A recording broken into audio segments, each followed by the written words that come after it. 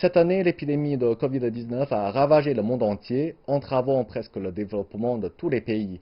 A-t-elle ralenti la lutte contre la pauvreté sur le plan international? Si oui, de quelle manière? Les impacts négatifs de la COVID-19 sur la lutte contre la pauvreté dans le monde entier sont très évidents, et principalement sous les aspects suivants. L'épidémie a causé le ralentissement, voire la régression de l'économie mondiale, et surtout dans les pays en développement.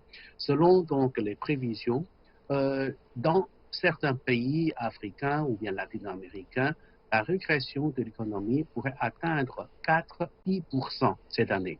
Donc, c'est assez grave. Tout d'abord, l'épidémie a perturbé la circulation des gens, des hommes. Alors, avec l'arrêt, ou bien la suppression des vols internationaux, cela a donné un coup de frein au tourisme.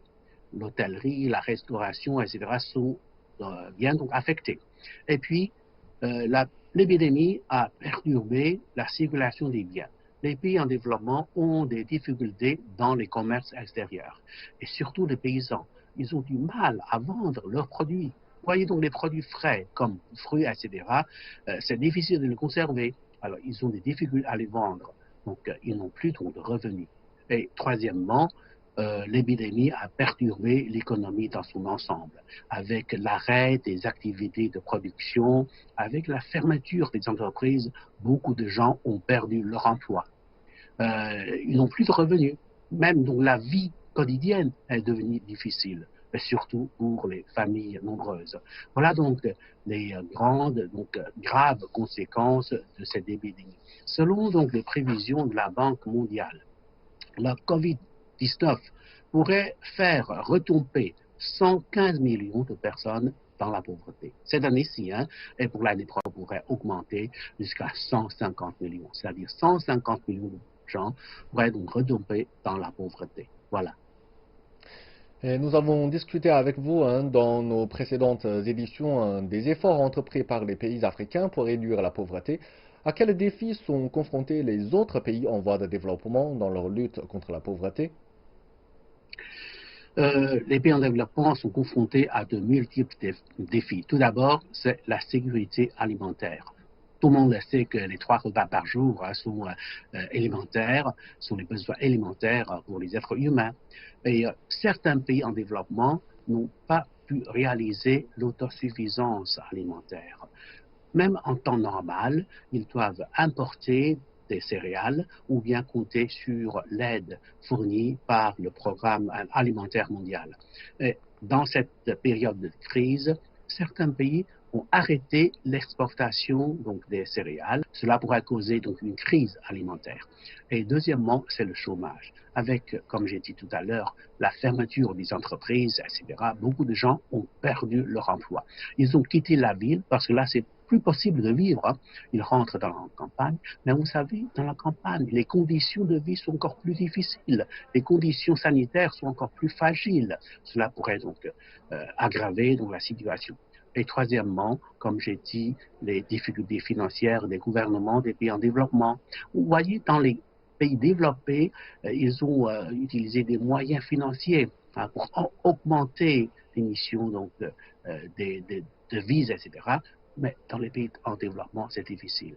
Les gouvernements n'ont pas la capacité de donner des secours, donner des assistances à la population.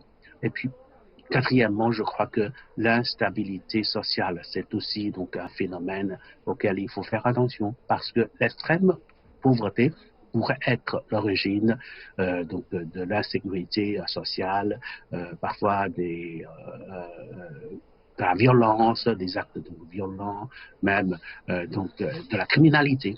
Tout cela, il faut faire attention. Ce sont des défis auxquels les pays en développement doivent relever. Et comment les différents pays du monde peuvent-ils coopérer davantage de façon à éradiquer la pauvreté?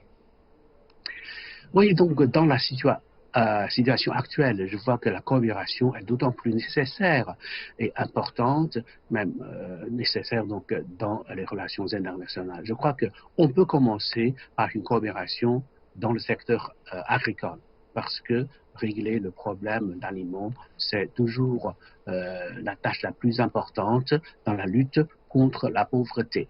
Et on peut également coopérer dans la construction des projets clés.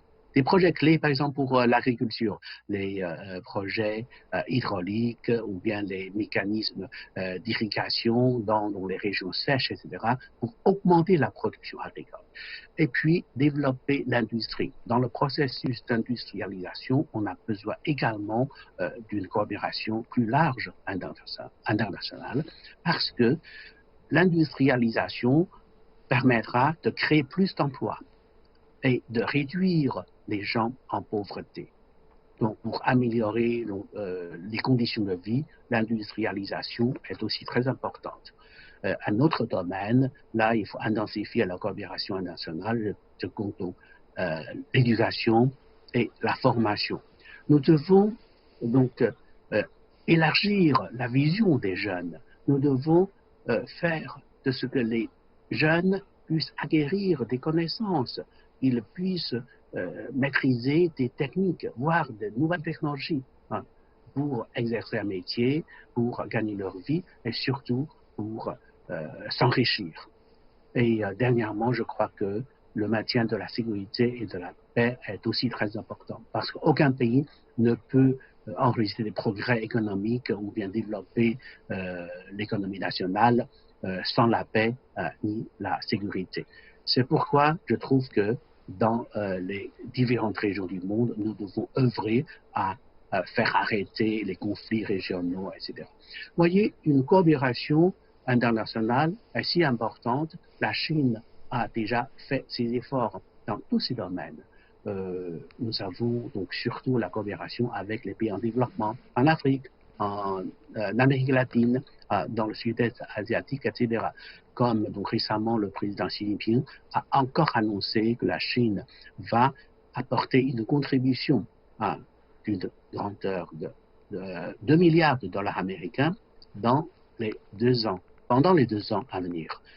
C'est pour une assistance internationale, cela pour soutenir les pays en développement dans leur lutte contre la COVID-19, aussi pour la reprise de la vie économique.